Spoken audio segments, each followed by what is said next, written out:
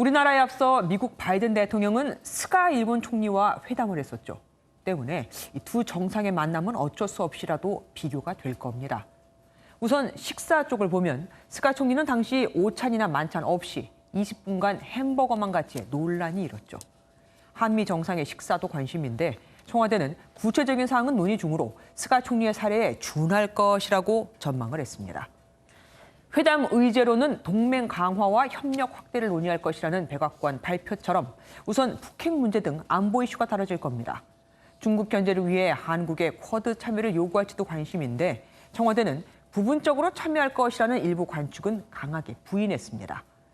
백신 공급을 포함한 코로나19 대응 협력을 놓고선 우리나라를 백신 허브국으로 지정하는 방안 등이 논의될 거라는 관측이 나옵니다. 미국으로의 반도체 투자 논의도 거론될 가능성이 물론 있고요. 정부가 코로나19 백신 접종이 차질 없이 진행되고 신규 확진자 수가 1,000명 이하일 경우 오는 7월부터 새로운 사회적 거리 두기를 적용하기로 했습니다. 8인 이하 모임이 허용되고 밤 10시 이후 운영도 일부 재개될 것으로 보입니다. 서영수 기자가 보도합니다. 정부가 새로운 거리 두기 체계를 적용하기 위해 내건 조건은 두 가지입니다.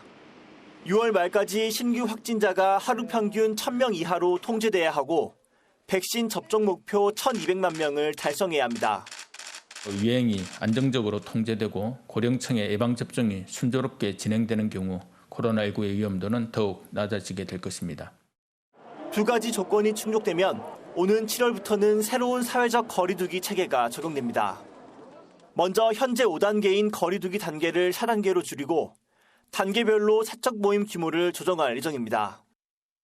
예를 들어 1,000명 이하 수준이 유지될 경우 개편된 거리두기 체계에서는 2단계에 해당되고 8인까지 모임이 허용됩니다.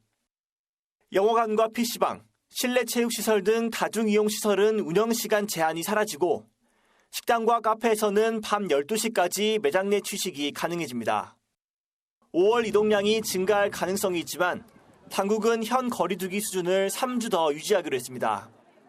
이에 따라 수도권 식당과 카페의 밤 10시 영업 제한과 5인 이상 모임 금지는 그대로 유지됩니다. 다만 논란이 컸던 공무원 모임 금지는 다음 주부터 해제됩니다. MBN 뉴스 서영수입니다.